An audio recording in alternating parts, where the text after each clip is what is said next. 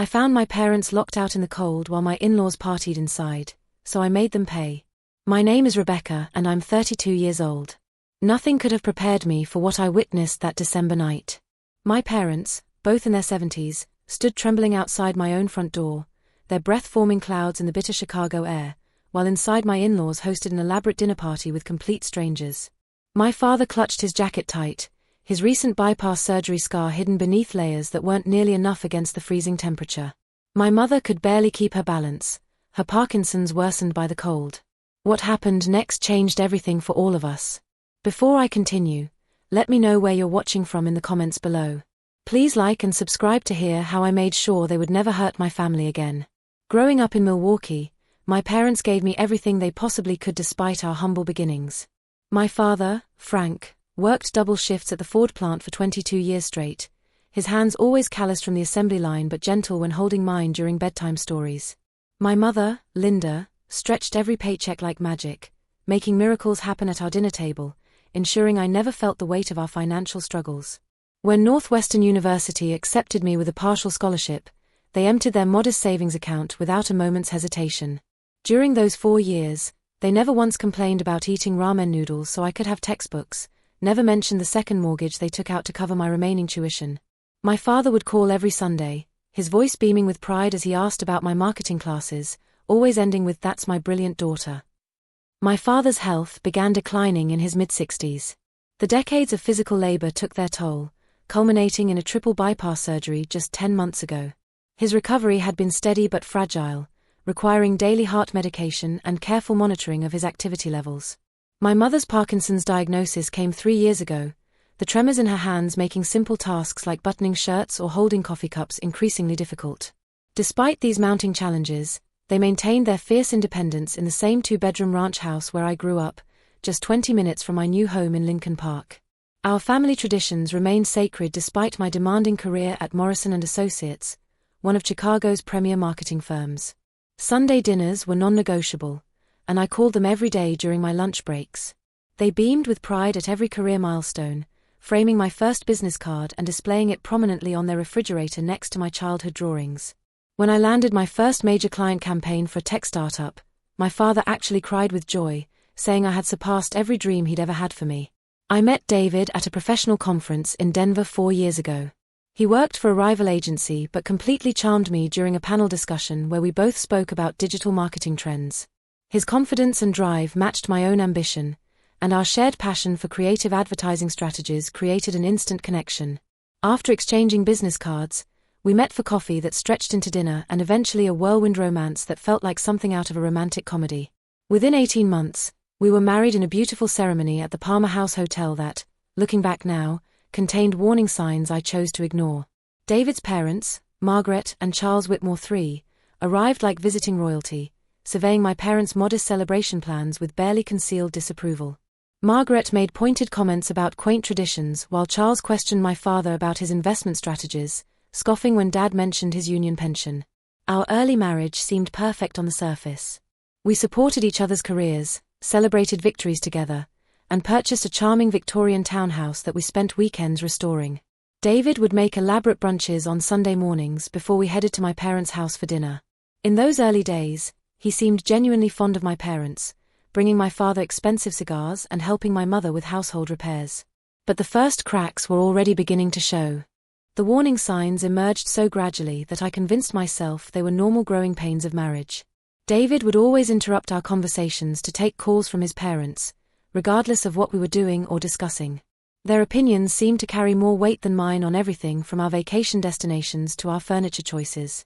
When I suggested we visit my parents for Thanksgiving instead of flying to their estate in Martha's Vineyard, David looked at me like I'd suggested we spend the holiday in a homeless shelter. My first real encounters with the Whitmores should have raised massive red flags. They arrived at our engagement party in matching Armani outfits, surveying my parents' carefully prepared spread with the kind of expression you'd see at a museum exhibit of primitive art. Margaret commented on how refreshing it was to see authentic blue-collar hospitality in today's world, while Charles asked my father about his stock portfolio, then actually laughed when Dad mentioned his 401k plan. During our wedding planning, they systematically took control of decisions that traditionally belonged to my family. Margaret questioned every choice I made, from the flowers to the menu to the photographer. "You clearly haven't planned many formal events, dear," she told me when I selected wildflowers for my bouquet. "Let me handle the arrangements so you don't embarrass David in front of our guests." The guest list mysteriously grew from our planned 60 people to over 200, most of whom I'd never met. David consistently minimized their behavior, calling his mother particular and assuring me their intentions were pure. "They just want the best for us," he would say after particularly cutting remarks from Margaret. "They come from a different world, Rebecca. Try to understand their perspective." I believed him because I wanted our marriage to work, convincing myself they would eventually warm up to me once they saw how much I loved their son. My career trajectory began accelerating faster than David's, though I was careful never to emphasize this fact. After 6 years of dedicated work at Morrison & Associates, I landed the biggest client in our firm's history, a pharmaceutical company launching a revolutionary diabetes medication. My innovative campaign strategy not only earned me a substantial promotion to senior vice president, but also a performance bonus that was more money than my parents had ever seen at one time. When I called David with the news, his congratulations sounded genuine enough over the phone. But when I arrived home with champagne to celebrate, I found him sullen and distant. "Great work," he said, barely touching his glass. "I guess I need to step up my game to keep up with my wife." The way he said wife made it sound like a burden rather than a partnership. I suggested using my bonus as a down payment on a larger home, something we'd discussed theoretically but never actively pursued. The idea seemed to lift David's spirits immediately, and he called his parents that very evening to share the news. That weekend, Charles arrived unannounced with printed listings of neighborhoods he deemed appropriate, all well above our planned budget and conveniently located near their country club. When I mentioned more affordable options in diverse neighborhoods, Margaret patted my hand like I was a confused child. "This is exactly why generational wealth matters, darling," Margaret said with her signature condescending smile. "You think small because that's all you've ever known. But David has standards to maintain." Despite their constant interference, we found a stunning Tudor-style home in Winnetka that stretched our budget but remained feasible with my bonus. I contributed 75% of the down payment, a fact that David asked me not to mention to his parents. "They assume I'm doing well enough to handle this myself," he explained when I questioned the secrecy. "Why disappoint them with unnecessary details?" The house represented everything I had worked toward my entire life: 4 bedrooms for the family we planned to start, a home office for late-night projects, and most importantly, a first-floor guest suite with a full bathroom that would be perfect for my parents as they aged and potentially needed more support. David seemed less enthusiastic about this feature, but agreed it was practical. "I suppose it's good to plan ahead," he said, though I noticed he never mentioned it when giving tours to friends or family. During their first visit to our new home, the Whitmores arrived with an interior decorator in tow, a severe-looking woman who walked through each room taking notes without asking our permission. Margaret pointed out every perceived flaw, from the dated kitchen that had actually been renovated just 3 years prior to the cramped master bedroom that was twice the size of our previous apartment. "Don't worry, we'll fix all of this," Margaret assured David while completely ignoring me. "Your father knows the right people who can transform this place into something truly special." The decorator handed me her card with a pitying smile, as if I were a charity case she was being forced to help. As our housewarming party approached, I spent weeks planning a warm, intimate gathering to celebrate this milestone. I carefully selected a menu that accommodated my father's heart-healthy diet and arranged seating to help my mother manage her tremors comfortably. The guest list included our closest friends, colleagues who had supported my career growth, and of course, both sets of parents. 5 days before the party, David casually mentioned that his mother had invited a few family friends to join us. When I pressed for details, he vaguely mentioned some couples his parents socialized with and assured me it would only add maybe 6 or 8 people to our list of 20. I reluctantly agreed, wanting harmony more than control, but a growing uneasiness settled in my stomach as December 15th approached. The morning of our housewarming dawned crisp and clear, with that perfect winter light that makes everything look like a holiday card. I woke early, excitement bubbling as I prepared to showcase our beautiful new home. David seemed distracted during breakfast, checking his phone constantly and responding with one-word answers to my questions about picking up the catering order from Giovanni's, our favorite Italian restaurant. "My parents texted," he finally said as I loaded the dishwasher. "They're running early and might get here before the official start time. That's okay, right?" The party was scheduled for 6 in the evening, timed perfectly for my parents to rest after their afternoon medications while still getting home at a reasonable hour. It was currently only 9 in the morning.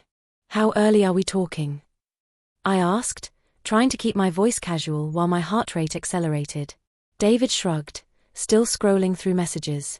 Maybe around 2. They want to help set up. I bit back my immediate response, reminding myself that extra help could be welcome with so much to prepare. I had planned to pick up my parents at 5:30, giving us time to get them comfortably settled before other guests arrived. That should work, I replied, mentally adjusting my timeline. Just remind them that my parents will need those accessibility accommodations we discussed, the ramp for Dad's wheelchair and Mom's special cushion chair. David nodded absently, already typing responses to incoming messages. At exactly 12:30, while I was arranging a cheese platter in our kitchen, the doorbell rang. I opened the front door to find Margaret and Charles standing there in formal evening wear that belonged at a black tie gala, not a casual housewarming. Behind them stood 8 couples, all dressed equally inappropriately, holding wrapped gifts and bottles of wine that probably cost more than my monthly grocery budget. "Surprise!" Margaret exclaimed, stepping past me without waiting for an invitation. "We thought we'd make a proper event of it." Everyone was absolutely dying to see David's new home. I stood frozen in my doorway as this parade of strangers filed into my house, Margaret making introductions I immediately forgot while searching desperately for David. He emerged from our bedroom looking suspiciously formal himself, greeting his parents with enthusiasm that made it clear this early arrival was no surprise to him. "Darling," I whispered when I could finally pull him aside, "what's happening? Who are all these people?" David straightened his tie, avoiding my eyes. "Just a slight change of plans. Mother thought it would be nice to have a proper cocktail reception before the evening gathering. These are important people in my parents' social circle, the mayor's chief of staff, a federal judge, several major donors to the symphony." Before I could respond, Margaret was beside us, critiquing the simple decorations I had lovingly placed throughout our living room. "These are charming in their way," she said, removing a handmade centerpiece my mother and I had created together during one of our Sunday visits. "But I brought some more appropriate arrangements."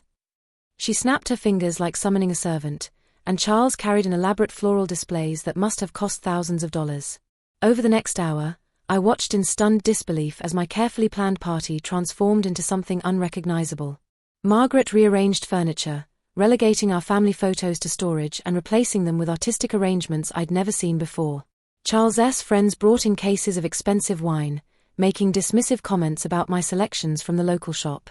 "David mentioned you were still developing your palate," one man commented as he placed my wine bottles out of sight beneath the bar cart. "No judgment, of course. We all start somewhere." The true shock came when a catering van pulled into our driveway and uniformed servers began unloading equipment I had never ordered or authorized.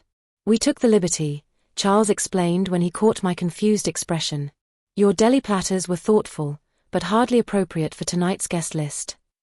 I felt like Alice falling down the rabbit hole, watching my home transform before my eyes. Throughout this hostile takeover, David avoided me completely, busying himself helping his father set up an elaborate bar in our dining room or escorting the ever-growing crowd of strangers on tours of our home. With each passing minute, I felt increasingly like an intruder in my own house. The final insult came when I overheard Margaret referring to the property as David's new place to a woman dripping in diamonds and condescension. "We always knew he'd end up in this neighborhood," she said, gesturing around our living room like she'd personally selected it. "Of course, there will need to be significant upgrades when they start a family. The kitchen is workable but hardly up to standard." Charles joined the conversation, adding casually, "We're discussing converting that guest suite into a proper library. Much better use of the space than accommodating occasional visitors." The guest suite I had specifically chosen for my parents. My hands trembled with rage as I finally cornered David in our bedroom, where he was inexplicably changing into an even more formal shirt. "What is happening here?" I demanded. "Who are these people? Why is your mother removing our belongings and talking about renovations we never discussed?" "Rebecca, you're overreacting," he said, his voice low but clearly irritated. "These are influential people who can benefit both our careers. Mother is just excited and maybe overstepping slightly, but her heart's in the right place." Overstepping? There were professional caterers in our kitchen that I hadn't hired. His mother was discussing demolishing spaces I had carefully planned for my parents' future needs. "Speaking of my parents," I said, checking my watch, "I need to leave soon to pick them up." A flash of something like panic crossed David's face. "Actually, about that. Mother thought it might be better if your parents came another time. This gathering has evolved into something more formal than we originally planned. I stared at him, ice forming in my chest. My parents are coming, David. This is our housewarming, not your mother's networking event. I'm leaving to pick them up in 15 minutes, and I expect you to make sure they're welcomed properly. Margaret appeared in our doorway as if summoned by our raised voices. Everything all right in here? Senator Williams is asking about David's work on the Henderson campaign. Coming, Mother, David replied immediately, turning away from me without resolving our conversation. I grabbed my coat and keys, my entire body shaking with fury and disbelief. Before heading out, I found David again, now surrounded by his father's associates. I'm going to get my parents now, I announced loudly enough for everyone to hear. Please remember that Dad needs easy access to his heart medication in the refrigerator, and Mom will need her special chair with the cushions for her condition. David nodded distractedly, already turning back to his conversation. Sure. We might still be serving cocktails when you return. Just come around to the back entrance. As I drove through the darkening streets toward my parents' house, my phone buzzed with a text from David, slight change of plans. We'll explain when you get back. I called immediately, but it went straight to voicemail. I tried again with the same result, my anxiety mounting with each unanswered ring. My parents were waiting by their front window, dressed in their Sunday best. My mother had even had her hair done specially for the occasion, and my father proudly wore the sweater I'd given him last Christmas. Is the house all ready for the big reveal? Dad asked as I helped Mom into the car, his excitement palpable. I can't wait to see what you've done with the place. It looks wonderful, I lied, not wanting to worry them before I could figure out what was happening. Everyone's excited to see you both. The knot in my stomach grew tighter as we drove back, my calls to David continuing to go unanswered. When we turned onto our street, I immediately knew something was terribly wrong. The driveway and both sides of the street were lined with luxury vehicles I didn't recognize: Mercedes, BMWs, even a Bentley. A young man in what appeared to be a valet uniform stood at the end of our driveway, looking confused as I pulled up. Sorry, the driveway's full. Are you here for the Whitmore reception? This is my house, I said, a chill running through me that had nothing to do with the dropping temperature. The valet looked embarrassed and stepped aside, allowing me to squeeze into the last remaining space near our garage. Music and loud conversations spilled from the house, far more than the small group I had left behind. My mother looked at me with growing confusion. My goodness, how many people did you invite, dear? Not this many, I admitted, helping her from the car while Dad slowly maneuvered himself out with his walker. We approached the front door, my father already breathing heavily from the short distance in the bitter December air. The temperature had dropped significantly with the setting sun, and I noticed both my parents shivering in their light jackets, appropriate for a quick transfer from car to house, but not for any time outdoors. I rang the doorbell, hearing its familiar chime echo inside, but no one came to answer. I rang again, then knocked firmly, watching through the beveled glass as figures moved past the entryway, clearly hearing but completely ignoring our presence. Maybe they can't hear over the music, my mother suggested charitably, pulling her thin coat tighter around her trembling frame. I knocked harder, then tried my key in the lock, only to discover it no longer worked. The realization hit me like a physical blow. Someone had changed the locks to my own home. Let me call David, I said, trying to keep the panic from my voice as I dialed his number again. Straight to voicemail.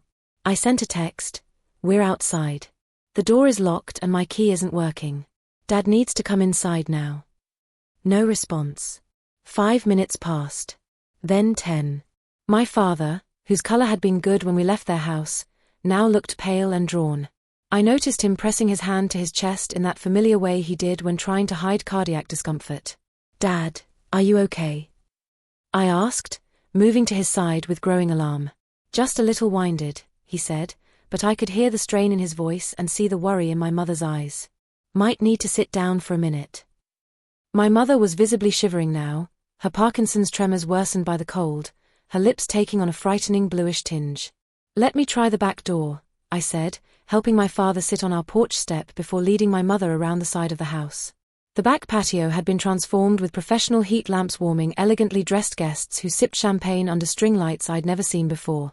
Through our large kitchen windows, I could see servers in formal uniforms arranging gourmet food on silver platters. Margaret stood holding court near a portable bar, gesturing dramatically while her audience laughed on cue. I knocked desperately on the back door. A server approached, looking annoyed at the interruption.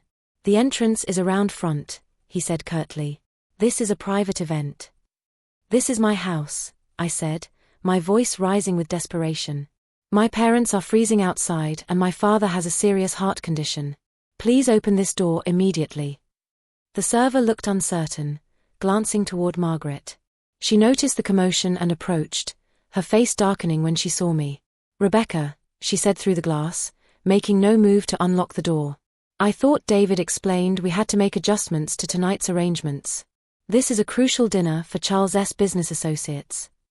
"Margaret, open this door right now," I demanded. "My parents are outside in freezing temperatures.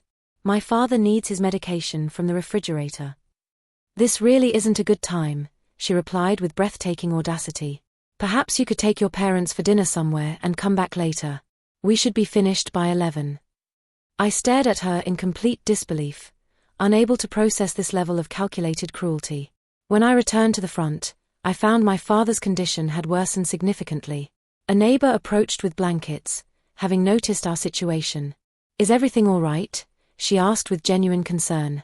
"My father needs his heart medication that's locked inside our own home," I explained, gratefully accepting the blankets. Desperate, I squeezed through a basement window, scraping my arms and tearing my dress, but successfully getting inside to unlock the front door. The scene that followed was surreal. My parents huddled on our sofa while a party full of strangers stared at us like we were uninvited intruders. When my father's chest pains worsened, I called 911 without hesitation. The paramedics determined he was suffering from both hypothermia and cardiac distress brought on by exposure to the cold. At the hospital, doctors confirmed my worst fears. The prolonged exposure had been dangerous given his heart condition and age. With his medical history, 30 minutes in those temperatures could have been life-threatening, the attending physician told me grimly. That night marked the end of my marriage and the beginning of my fight for justice. With the help of an attorney, I documented everything: the changed locks, the unauthorized withdrawals David had made for the party, the medical bills from that night. The Whitmores faced social consequences when word spread about their treatment of elderly parents, losing their standing in the very circles they valued most. As for David and me, trust broken that completely cannot be rebuilt. Some boundaries, once crossed, cannot be uncrossed. But I learned something invaluable that night. Protecting the people you love isn't negotiable, and standing up for what's right is always worth the cost. What would you have done in my situation? Share your thoughts below, and don't forget to subscribe for more real-life stories like this one.